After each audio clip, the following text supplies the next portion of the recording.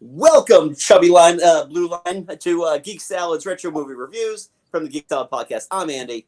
And I'm Mike. And tonight we are here to discuss what may very well be the most pivotal, consequential episode of Mystery Science Theater 3000 in our May-stery Science Theater month. But it's such a huge episode, we could not do that alone. So, our special guest, please sign in. Is it a beer? Can I? Is it going to be a beer or? Yes, it is. Yay! I'm Triv from Trivial Theater. I do a wide array of random, obscure, straight-up bad movies on my channel, and I am a huge Mystery Science Theater fan. So I'm excited to be here and represent for all the cartoon beings or something. And she's an acrobat, Ted. Well, and if you don't know how long in a way you use that one. And if things go south, I got my emergency escape pod behind me, cleverly hidden in a box of hamdingers. Yeah, nobody likes hamdingers. Clever disguise. It's like the Doctor. He hides in thingy, post, for God's sake, in a police box. Nobody would ever know. So we're good to go. And interestingly enough, this is the first time that we meet Gizmonic temp, Deep 13 temp Mike Nelson. And I just want to point out that our very own Mike just got a job in a warehouse. Not as a temp, but just beware. Yeah. Oh man.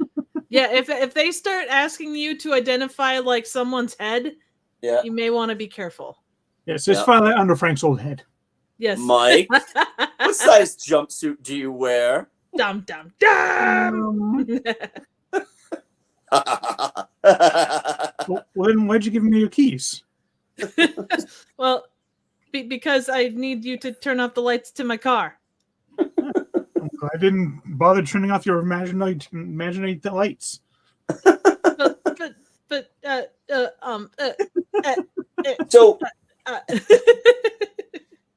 So Triv, question for you. In the annals of slovenly dudes from Mystery Science Theater, who is more slovenly, Mitchell or Zap Rousdower? Oh man, you know what? They could be brothers, honestly. I think I feel like it has to be Mitchell. Like Rossdower, he's always wearing jean or denim, and denim is not an easy thing to keep clean. So I'm thinking that, Mitchell always wears patterns so he can hide shit better on them. So that's my thought on the subject, is that I think that Mitchell is more of that. So plus he drinks Schlitz. I mean, like at least Rossdower has some good taste in beer. And Rousdower has never used baby oil. Also true. No.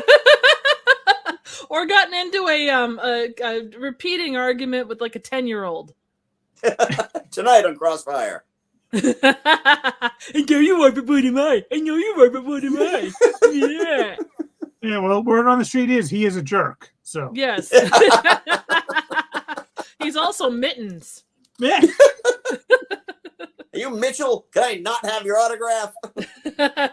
Might I also add that he is Grendel doing a Nixon, middle-aged Chucky, wrathful Buddha, looks like the moon from A Trip to the Moon, a smallmouth bass doing Tai Chi, and chubby, I can't read my own writing, chubby blue line.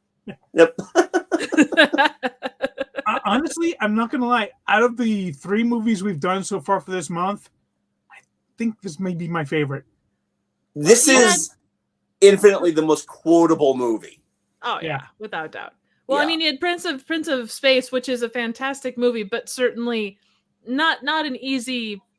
It's a fun movie, not necessarily the easiest to get into. Monster Go-Go, I actually really like. I like Monster Go-Go as well, but not exactly known for being a classic either. So yeah. I mean, I'm a little biased. This was my very first MST3K, so nice. Good taste. There's a reason why I tend to drift a little bit more towards Mike, but don't get me wrong, I love Joel. Yeah. I'm not getting into that. I'm also in Camp Mike. as well. But I do feel that even though this was completely the choice of movie was completely unintentional, this might be Joel's finest moment. Oh yeah, without doubt. You know, his final moments are his greatest moments. Oh, 100%. And like, he still has me questioning myself. I still don't know what a Daktari stool is.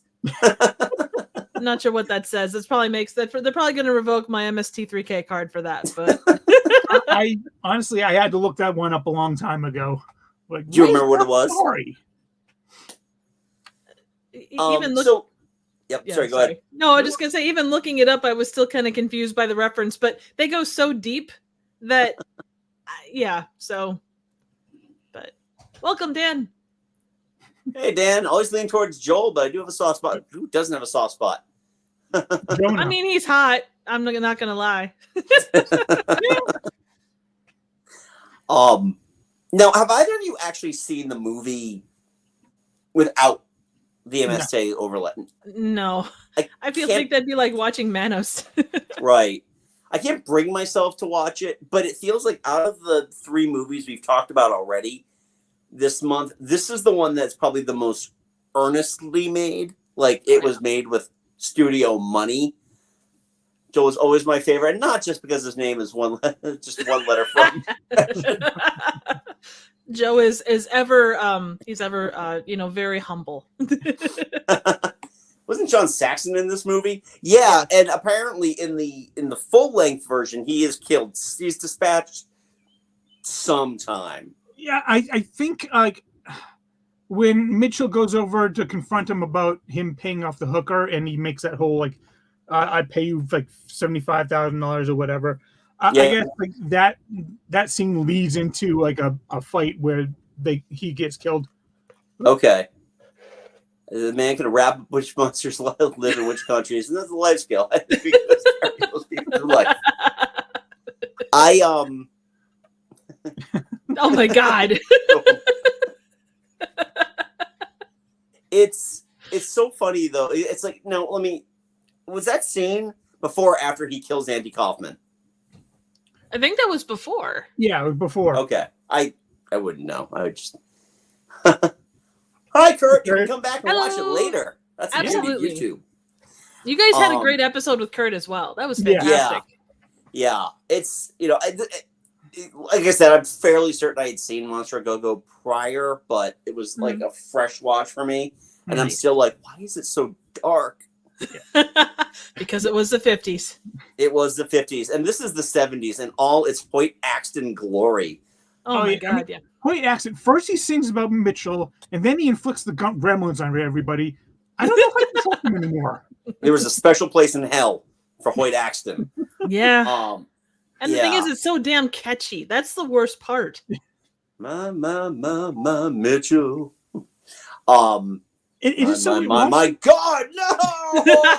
Watching this movie again, though, is like there's the plot line with John Saxon, and then there's this plot line with Martin Balsam. They really have no connection to each other. No. If I didn't know any better, I think this was like a TV show that they stitched 2 episodes together. It seems like that, but they do kind of like the hooker. He goes to Martin Balsam and asks him about the hooker. So there is like some mix. So they did combine the 2, but in the most sloppily way possible. It's like I don't pay for your hookers, Mitchell. Well, could you? Well, okay, that can be forgiven. Yeah. It's just, this movie is just, it's crazy because it's our introduction to our hero is just the greatest. Passed out in the back of a cop car. Our hero, ladies and gentlemen. Mr. 2 years from my side. Oh, definitely.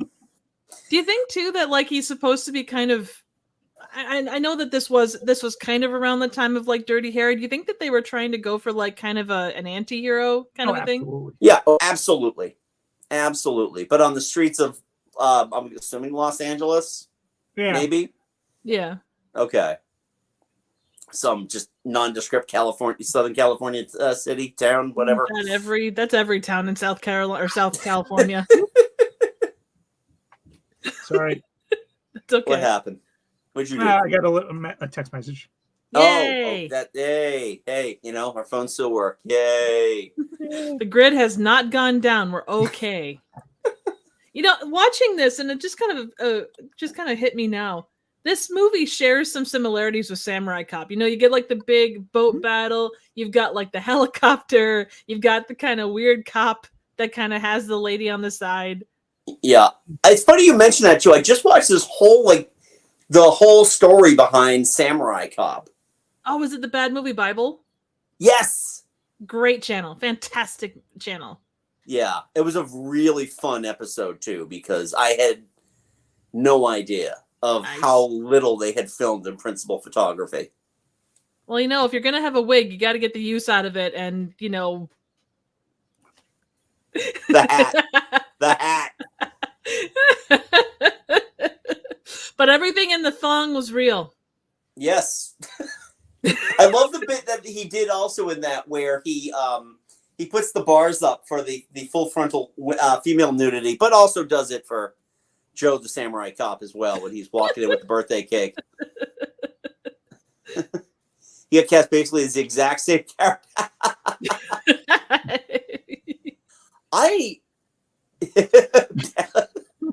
Apparently, according to the Amazing Colossal Episode Guide of Mystery Science Theater. That's such a fun book.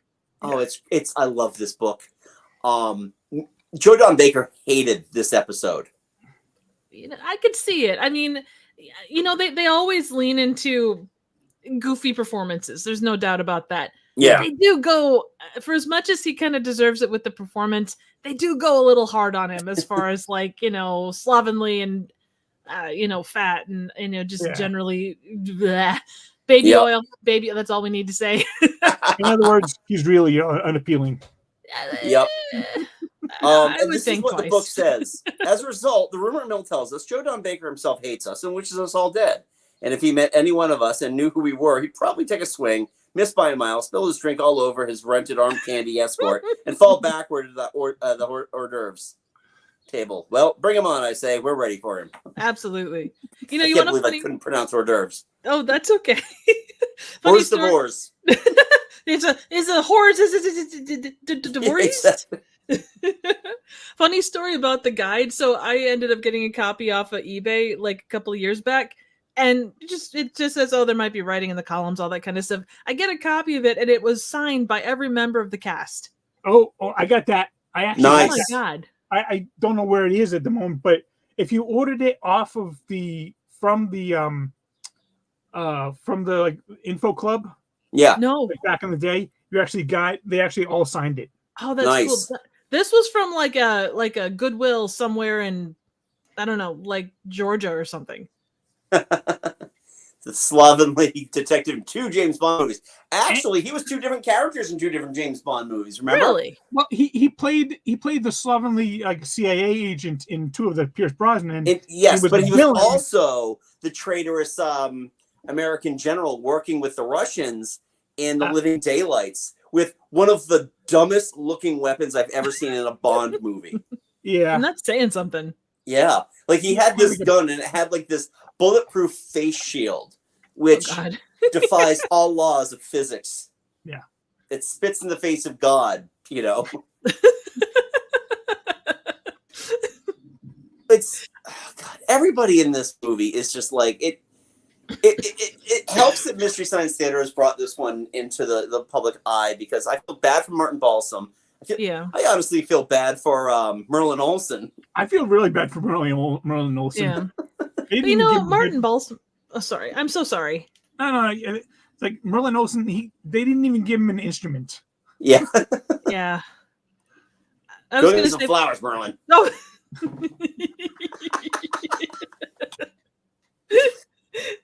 It reminded him too much of the salad bar. He must stay away from it.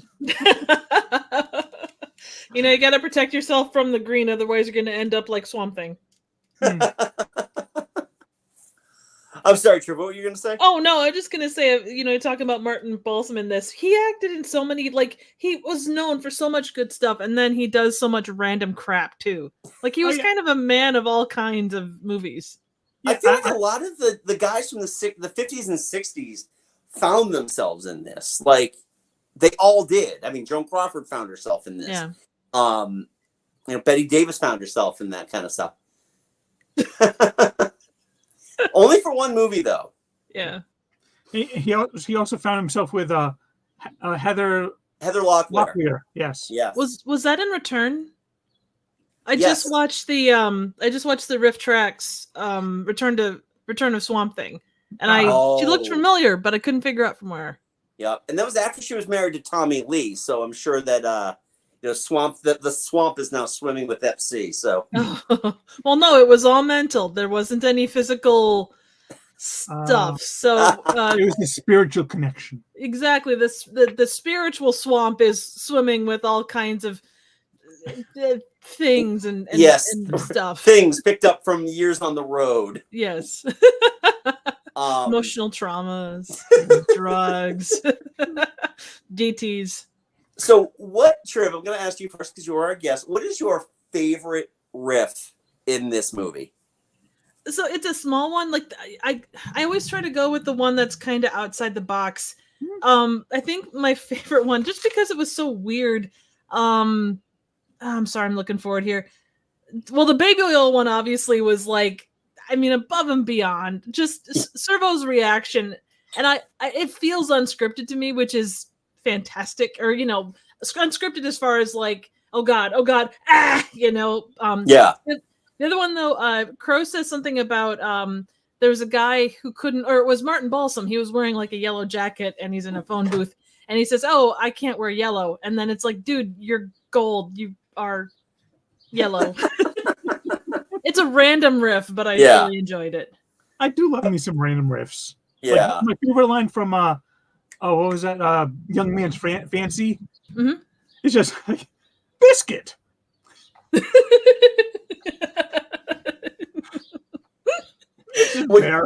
So, Mike, what's your favorite riff from this one? Oh,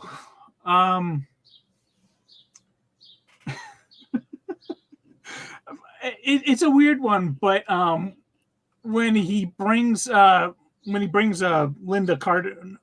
Evans in and books her for the first time, and the guy from Gremlins actually, who played the cop, the desk cop, he's like, Linda Evans is like, yeah, I'm hung up on this guy. And he goes, well, that was a mistake, lady. Didn't do me any good.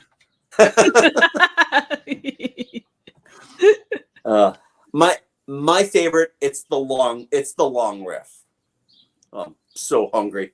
Oh, yeah. For dinner. Didn't get to finish my orange. Big buttery food up there. Sidewalk kind of looks like ice cream. Squint hard now.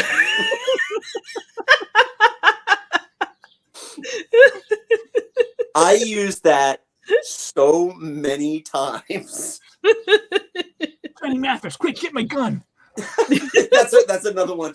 Every time I see John, and in fact, I think I sent it to you, Mike. We were at PPAC, the Providence Performance Center, last year, and Johnny Mathis was coming to PPAC.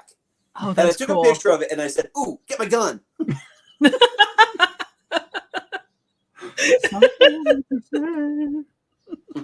Chances are, Hey, what? Hey, oh!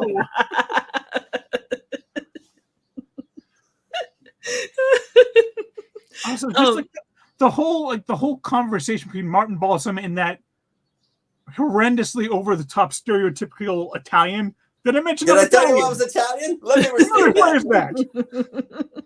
All was missing was the gabagool. Ooh, yeah. Damn. Oh, it's hard to say that was a lateral move. Oh, that's when she discovered that John liked him young. Yeah, I missed this one. Sorry. It's Oh god, it's just the construction of this movie is baffling. It really truly is. Like there's no you're kind of going along and you're kind of doing the cop thing, and then all of a sudden there's like a boat and helicopter chase out of nowhere. And like, and he he does 2 fingers worth of chalk, which if that was cocaine, he would be completely out of it for the rest of that car chase. Yeah. Well, given how he drinks Schlitz beer, I don't think he's got much left. You know, at least from like nose on down, nose on up. I can't say. It's all dead. His brain is pickled with Schlitz. I mean, yeah. Mike's not a drinker. Mike has never experienced Schlitz before. Oh God! I mean, it is like drinking water. Really, you rent it more than you buy it. But it kind of smells like beer, but it smells like beer that's been sitting out in the sun for a while. Yeah. Lovely. Let's It's be kinda careful. like Some of those LaCroix. kids with cigarettes in them. Oh God, it's kind of like LaCroix. It's like LaCroix kind of tastes like water that has been within the vicinity of a strawberry, like within like a mile of a strawberry. Yeah, someone ate a strawberry and sneezed in the water, and that's LaCroix. Essentially, yeah. But yeah, that's kind of what Schlitz is. It's been around other beers, so it gained that influence, but not enough to hold on to for any discernible amount of time. Right. Mm-hmm. LaCroix is essentially a seltzer that got the number of the strawberry that it was trying to pick up, and then when it got home, realized it was a 555 number. Oh God, the 555 numbers.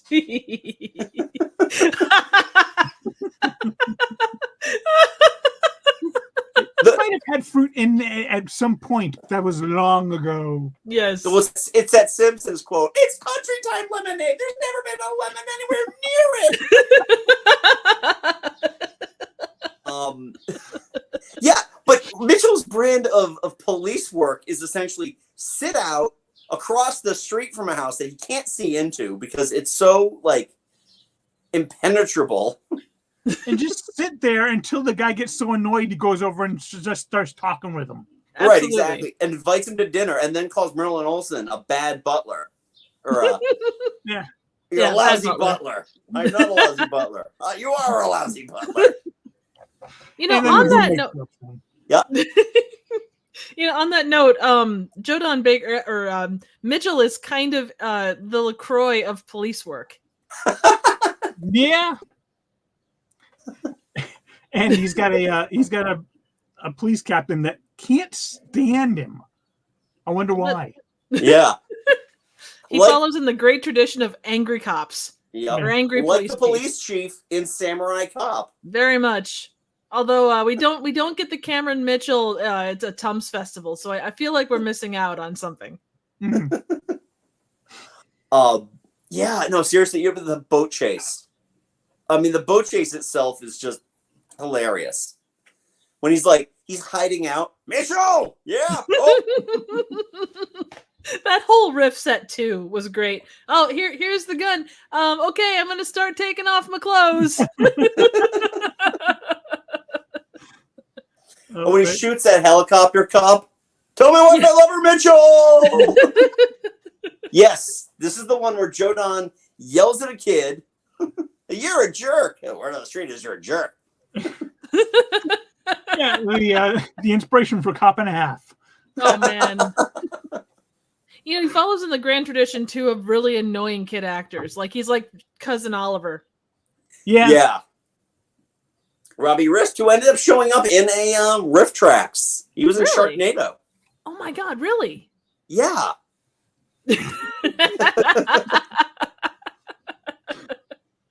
Oh my God. It's just, I mean, this movie is, I mean, they just go full throttle. They do.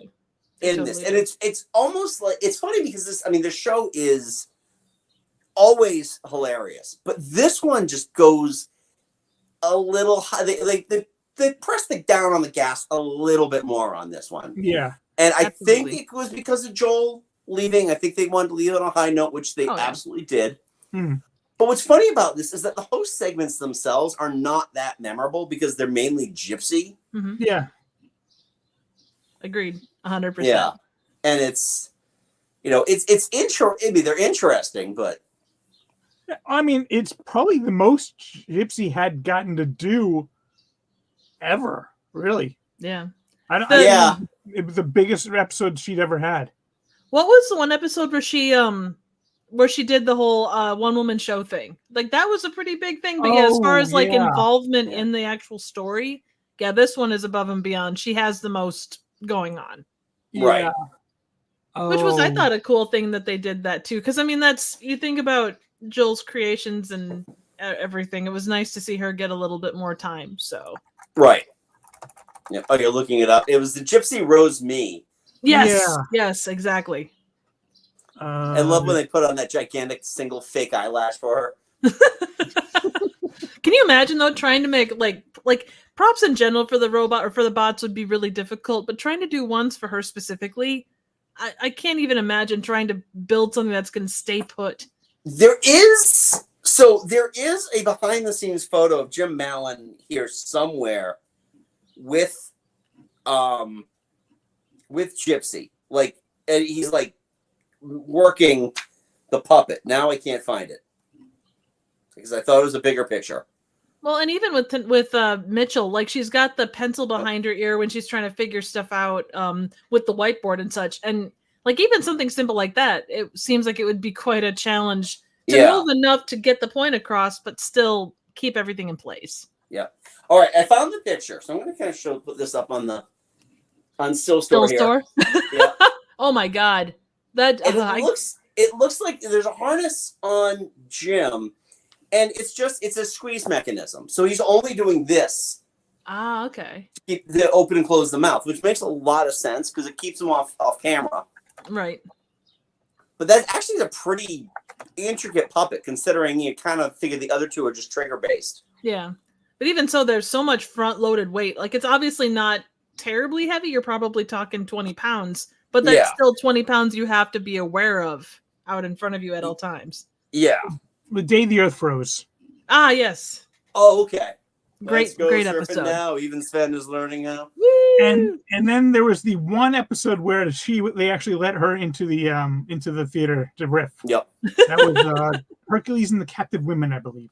Okay. And then she got bored. Yeah, she lasted all of about like 5 minutes, and then she made a couple of good riffs at the end, but then she was like, I got something else to do.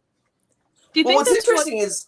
I'm sorry, go ahead, Triv. Oh, I was just going to say, do you think that that's what inspired them to have her deliver the, like in the newer episodes, like she always delivers the what the hell is it called? The water-based stuff of their riffs, like the water-based media. I can't think of what it's called. Yeah. Like she always comes down to says the riff, grabs the thing, and then goes. Yep. Yeah, that could be. I did notice that they bring her out as well now that she kind of drops from the ceiling. Watching Avalanche, she's there to obscure all the nudity. Yeah. Well, that and the boob balloon or the boob blimp. Yes. Yeah, I love this episode. I really do love this one. I remember showing this to my kids not too long ago, and they were just both. For a Joel episode, it's actually very accessible for people that weren't aware of 70s culture. Mm-hmm. Yeah, I think the movie and the riffing is absolutely great for first time viewers. Those segments maybe not as much. Yeah. Because I know I vaguely remember my first memory of watching this. I absolutely laughed my ass off at the jokes. The host segments, I was like, "What's going on here? I don't get it." It wasn't until like I got more familiar with the show that I was like, "Oh, okay, now I get it." Yeah, yeah. Well, and it's my first. Go ahead. Sorry. I was going to say my first episode was Santa Claus Conquers the Martians. Also a good one. Very good one. And sorry, I cut you off. Oh no, that's okay. I apologize. I'm terrible at that part of it. But yeah, no, I think that like you say, the host segments are hard just because they're trying to finish up a storyline and start a new one. And in coming in at that point, you do feel like you're missing a lot. I mean, with the opening segment where the Mads are trying to sort through stuff, they bring up so many old props from previous things. I mean, you've got the operation board in the background. You've got Frank's old head. If you have no idea what the heck is going on, you're going to be out of luck in that respect. Right. Piasadora. That's what she called. Well, that's back when she realized where her talent really lay. Yeah. Speaking of talent, do you think this is probably one of the more sexually provocative episodes that they've done, or movies that they've done? Yeah, well, there's like 3 minutes of watching Mitchell get down. So yeah, he's grabbing beer with his feet. With my kids for a number of reasons. They just say that they're playing Twister. And yeah, I mean, like like you guys mentioned, Martin Balsam. I remember watching him in 12 Angry Men. So I think overall, this movie may have one of the most talented casts ever. Oh yeah. Yeah. Up until we start seeing stuff from riff tracks. Yeah. Yeah. Okay, Kurt. What's the Daktari stool? Enlighten us, man. You're the B movie genius. Yeah. Seriously. Well, I believe Daktari was a 70s show set in like an African safari. Thus, I wouldn't zebra. doubt that. That's why it was a zebra painted stool, a Daktari stool. Yeah. But even it's like Frank didn't get it. So right. Well, and it just comes out of well, Frank was also up to his nose in either like powdered sugar or pulling a Jodan Baker and doing cocaine, but. yeah. Right. Obviously, he's not. He's much past that. So yeah, powdered sugar. So Daktari apparently was a TV safari show from the 70s, which I'm sure was completely on the up and up and still accessible and watchable today. Oh, 100%. I watch it every other Tuesday, and it is fantastic. The things I learned about things and stuff was phenomenal. Yay! It is my favorite show. Yeah, Welcome America. You can never make it like Daktari today. I love that show, and I am not being threatened to say that. No. If I had to pick a show about a Daktari and a stool or a piece of furniture, this would definitely be my choice. Wink. Wink. Wink. Oh, man. I can't wink. Well, the Avatar can only blink. Can't wink, yes. Right? Yeah. Hey, I could make it wink, but then I would be stuck like randomly winking, and it's kind of weird. So you're looking like Lucille Bluth. Just yes, that all the time. It's bad. Not to do that ever again. Oh man, I want to watch this again now. Damn, this is absolutely. I will say so. I went through and did a watch of a good chunk of the episodes a couple of years ago, and I feel like I need to go back and do it again because it's been a hot minute since I've sat down and really watched a lot of the classic series. Oh, that explains it. You know what? That makes a lot of sense. Yeah, I do remember like a couple times. I think I might have been like either in college or just out of college. I actually went through and watched every single episode, at least like 2 or 3 years in a row. This was before Netflix. It was like just Comedy Central to Sci-Fi, and I don't think I watched any of the KTMA stuff, which I do have a few of them. Yeah, I would. Here's what I would do, because it was like I would record them when I had my own VCR, but the Turkey Day Marathon was a gift to me. Oh yeah. Because you buy a brick of VHS tapes, you do everything on long play, and you just have to wake up every 6 hours to swap out the tape. Oh yeah. I didn't see the comment. Oh, sorry. Oh yeah, you're did. not wrong. I'm fairly certain my grandmother had a bunch of them.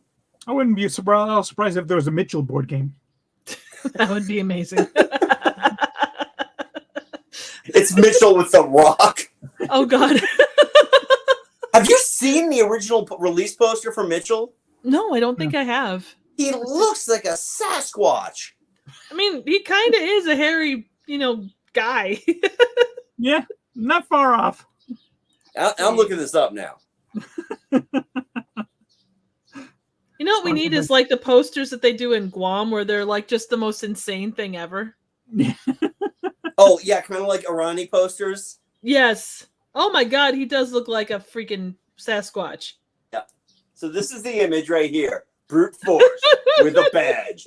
Jodan Baker is something. Mitchell. Mittens. He's Mittens. Mittens. Yeah. And I will say the way that they go out the gate, and they just from the moment that movie starts, it is just riff after riff after riff on that opening credits, and it is every single riff is so good. Yeah. Heart exactly. Pounding, veins clogging, Mitchell. And like back to the boat chase and how kind of blasé that was for the moment of tension that it was supposed to be. The car chase earlier on where you've got the safe merging action. Yeah, it's easy to follow them when they use their turn signals. Oh my god. And we're the sons of the old lady who made get out and walk. And I feel bad because she's like in the middle of like a terrible area of town. It looks like it's like, why would you let her off here? Yeah, but my hip, my varicose veins. Get moving. Yeah, is that a Slim Jim? Mind if I have one? And then like those two thugs like beat him up. And they go dump the trash on it. Oh, I think that's right. Oh, no, it's not. Oh my god. Did you guys feel like when he and Linda Evans were starting to get it on, like he's like, hey, you wanna? And then for foreplay, he's like, hey, do you want a beer? That's the weirdest foreplay I think I've ever seen in a movie. Yeah. You've got me wrong. I'd like a glass. I'm sorry, Your Highness. Well, you see, if you don't put Schlitz in a can in a glass, it will dissolve away the can. Yeah. And just everyone a little excited. Oh, that's okay. We can just cuddle. Just the sheer cry of the shock when his gun just falls down his pants leg. See, I just assumed that he was supplementing his package with a gun as compared to your typical socks. That would make sense. They did. Oh god, Harry Canyon.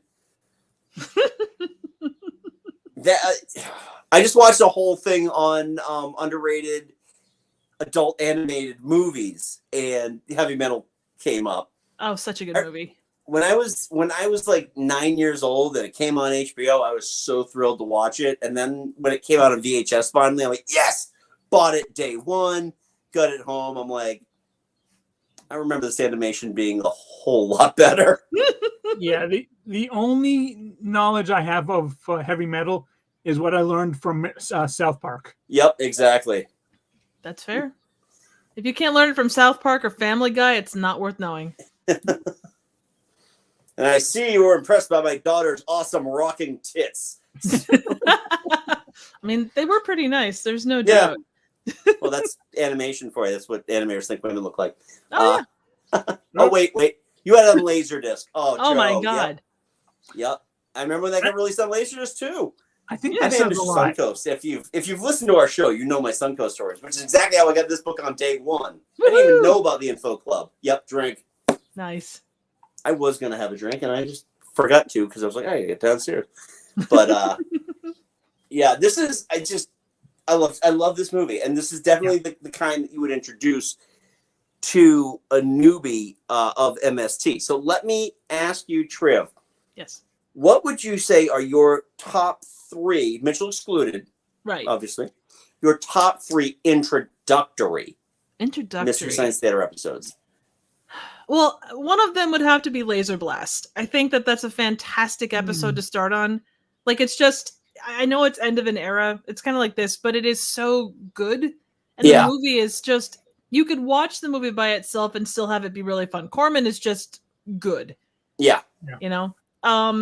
Is that Corman? I thought that was just Charles Band. Oh, you're right. Sorry. What was I thinking? Not the most of the other movies. Right. It's 100%. I'm working on a thing for Corman. I think that my brain just kind of went out in left field. It's going to go to Corman. Yeah. 9 out of 10 times, you would be correct that it was Corman. Another one would be one of the Russo Finnish ones. So just because that goes to show that you can riff on good movies as well as bad, but the riffs in those are so strong. Yeah.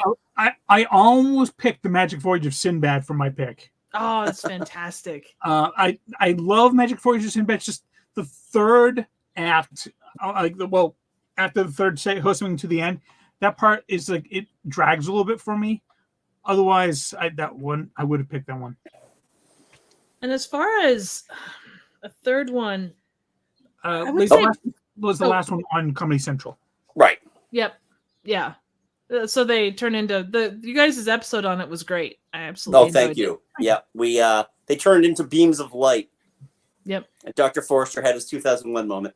Oh, that was just brilliant. It was so good. The thing is, and it's hard to look at it from this day and age if you're new to MST, but it's to know what they went through to know every single thing about the riffs. You know, they had the was it the psychotropic guide that they used to there was some kind of a book that they used to kind of like a film. It was like a film guide thing, but it was like the psychotronic guide to film or something like that. Oh.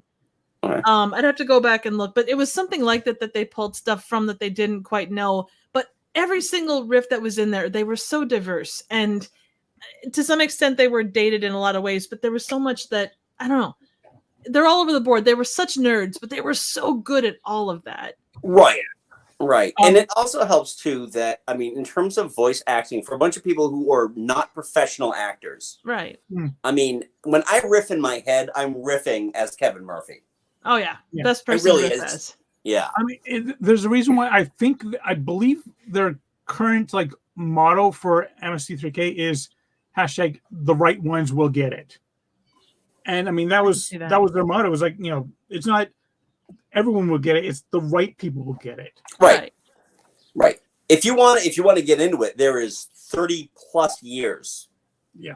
Of Mystery Science Theater. And this is something that will not, I don't want to say die because that makes it sound like, why won't you die?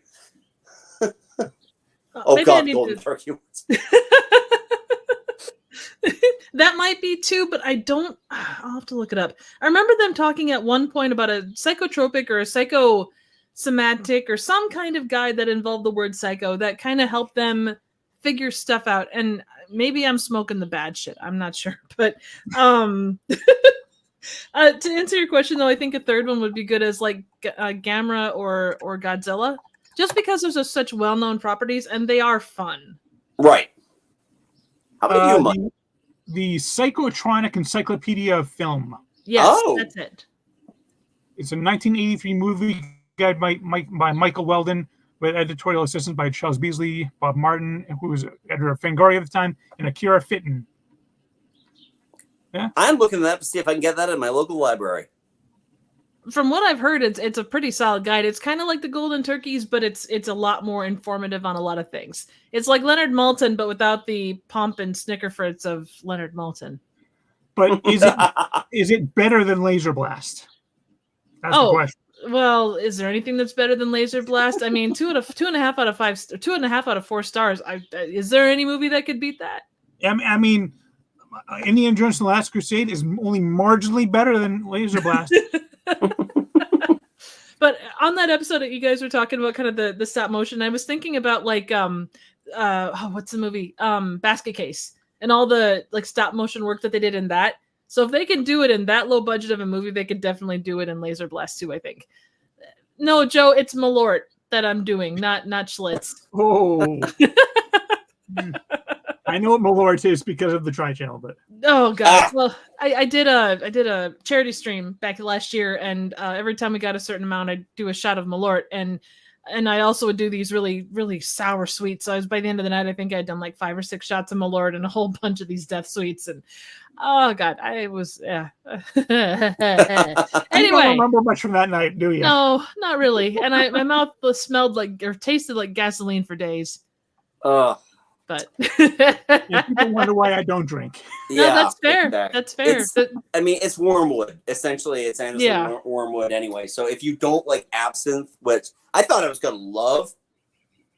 I think when it's prepared properly, there's probably a little bit better chance of liking it. But yeah, if it's not done, and I'm not saying that it wasn't prepared properly for you, but I think it is that thing of the thing itself sucks, but when you put it with the right stuff, it may not be as bad. Yeah, well, I also didn't melt a sugar cube over it while smoking opium either, so maybe that's what was missing. It does make a difference, there's no doubt. It does, yeah. It's the little things. Absolutely, but what does it say when you have to go through that much other stuff to enjoy what's in front of you? Exactly. Yeah. Kind of like watching most cinema. I want to do this. That means I have to leave my house. Legitimately, I've watched 3 movies that were released in 2024 this entire year. Yeah. One of them was Ricky Stenicki. Oh, how was that? Okay. Could have been funnier.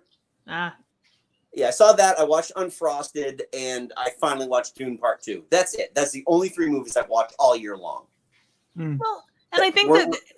Go ahead. Sorry. I was just gonna say that weren't released in a previous year. Right. But I think too, there are so many movies out there, and I, try and balance like new and just things I haven't seen, as well as the myriad of things that I enjoy, and it can be difficult. But if there's things that you like, life is too short. Indulge, enjoy. Yeah. Especially now. I don't know. Yeah. Well, this is why we're talking about Mystery Science Theater. This has been my comfort show. This has been my comfort show for 30 years. Yep. I discovered this Sony purchase. Nice. And it was just like, which I left 30 years ago this month, actually. So. Wow. Yeah. I mean, Mitchell was my first episode in 1993, and I've been a fan ever since. So. Yeah.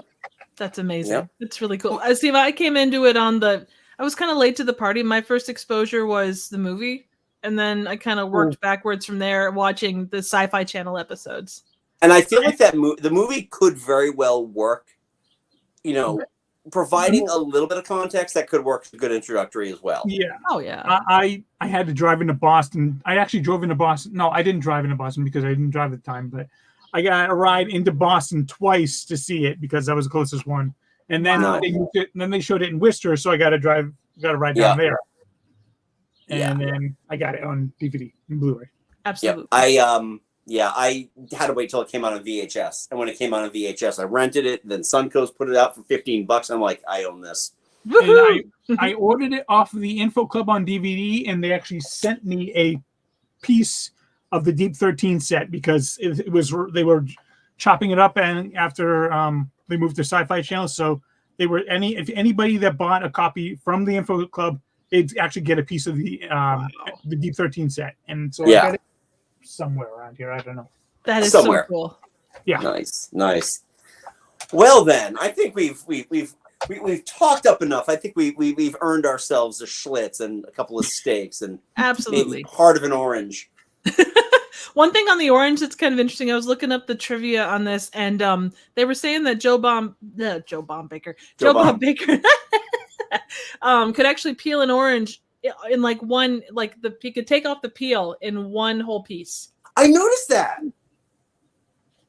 And reminds me of an Iron Chef. He could peel the whole thing with an apple with one knife. Wow. That's amazing. Holy shit. I can't. Yeah. And here's me trying to skin anything. More of your skin than the skin of whatever thing. Yeah, same. Why do the potatoes look so small? Oh. I buried a couple of steaks out in the backyard. How long does it take for them to grow? You know what? The weather has not been quite as kind as it would be normally. I would say give it at least a month. Okay. You're gonna have to put up a fence though that goes underneath the earth, otherwise the dogs are gonna sniff it out. Fair enough. They like meat trees. Yeah. Strangely enough, Mike, your dad's dog has not been no bothering us for this one. He must it's in reverence. He had a couple of barks, but I managed to mute before that, so covered it. Okay. Now if you're doing the steaks though, are you doing them well done with a good bottle of JB? No, obviously. Medium rare. Guys from Harlem, or the guy from Harlem. Sorry, is pulling the riff in there. So. Yep. No. All right. It's so hot for Tom showed up killing orange one move. I thought it was the fact that he could use his toe to pick up half of a ring of Schlitz. I mean, that'd win me over. I mean, that's for sure. Yeah. I mean, I got hot and bothered. I'm not gonna lie. Exactly. Hold on. I gotta grab a mop. One other thing before we go on this, I did have to mention, I love the way that Dr. Forrester explains this movie. They're digging for it, and he's like, super secret spy has a motorcycle marooned in space, met Hercules, or not. You guys like Joe Don Baker movies? Get back to work. With the pull tabs, which is a danger in and of itself. Oh, yeah. That's another good way to add too much blood to your beer. And I suppose if you're drinking Schlitz, it can only add to the taste. Exactly. So, final question about Mitchell. And that is, when Joe Don Baker does eventually roll off this mortal coil, Is this going to be the movie he is most remembered for? That's a good question. Honestly, I don't know a lot of Joe Don Baker movies outside of what's on MST3K. So I would say either this, more than likely for me, it would be Final Justice, just because he is so much like bigger and more bombastic. Like he's still kind of like normal in this, but Final Justice, he's just there's 15 levels of batshit. Well, in that one he's Mitchell, and in Final Justice he's Geronimo.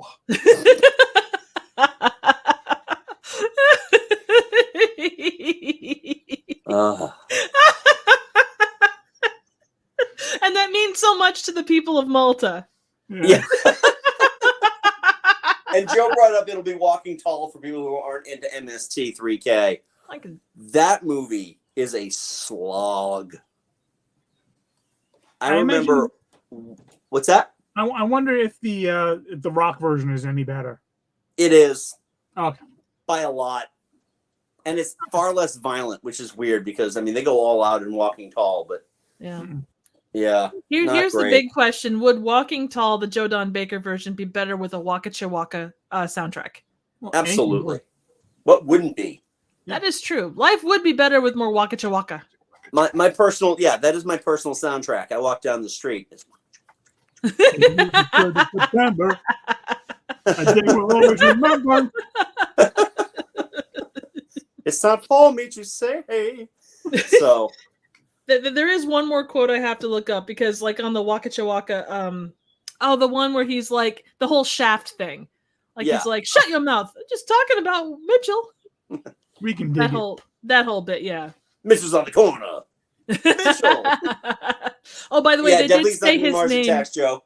They did say Mitchell, like just in like the bots in the theater. They called him Mitchell. Or they said Mitchell 65 times. Wow. I could be slightly off in my count, but it's around there. It's at least 60. Mitchell. It makes sense. Mitchell. Even at the end, Mitchell. Yep. my Mitchell. You know what? When he does shift off or, join the choir invisible, become a dead parrot, we should go to wherever he is and put, inscribe Mitchell on his tombstone. Yes. Yeah. Pour slits over it and see if he brings him back. Yeah. Do we want that? Do you want to take that in your hands? Because I'm not sure I want to. Yeah, I'm going to pour out a Schlitz.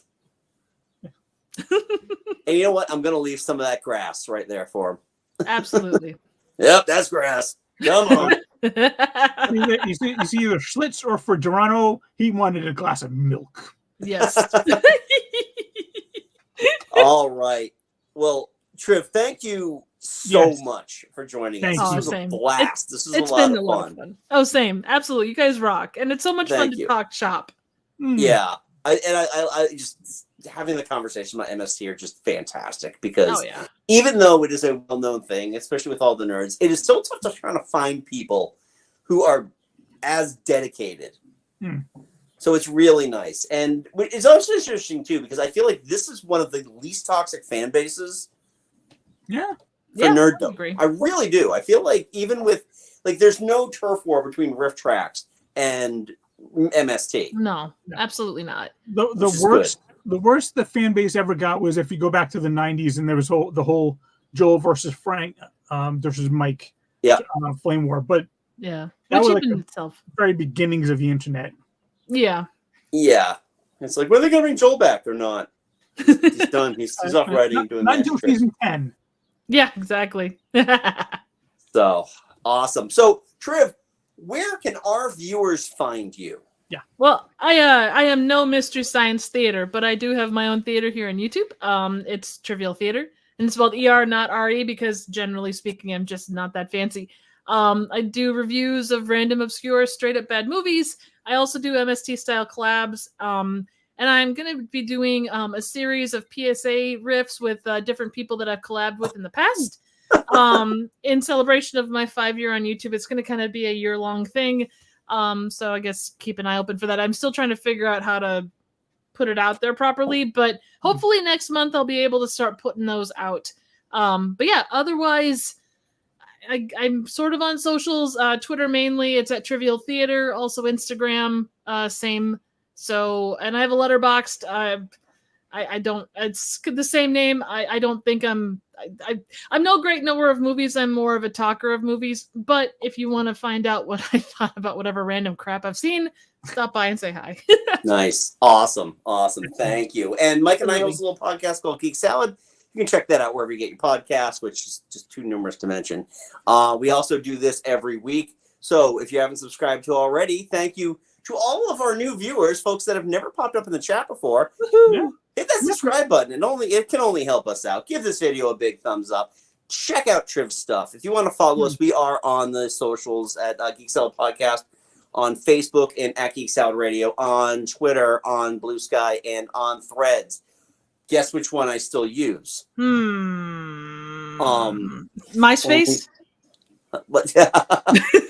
If only Blue Sky was just easier and more accessible. Give it time. I think it'll get there. No, 100%. I've got an account over there too, but I don't check it just because I've got enough other things to try and keep straight right now. So seriously, yeah, I'm also managing the social network or social media network for like a theater group right now. Oh so my God. It's a lot.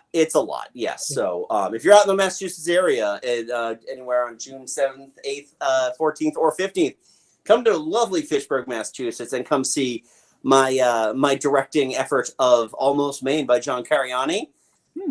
If you're in Massachusetts, I don't expect anybody to come out anywhere else. Amazing. That sounds amazing, though. Break a leg. I about said the wrong thing. That's okay. I'm not that superstitious. But other than that, yeah, Mike and I host that podcast. So check that out. Subscribe, do all that stuff. If you want to review us on iTunes because it's the only one that really matters. And Triv, once again, thank you so much for joining us. It's been fun. Thank you guys so much. It's been an absolute blast. And I'm happy to come back anytime. Oh, trust me. We will barge your door down to get you on here more. And until next time, I'm Andy. I'm Mike. Go forth and be nerdful. We'll talk to you later. Have a good one.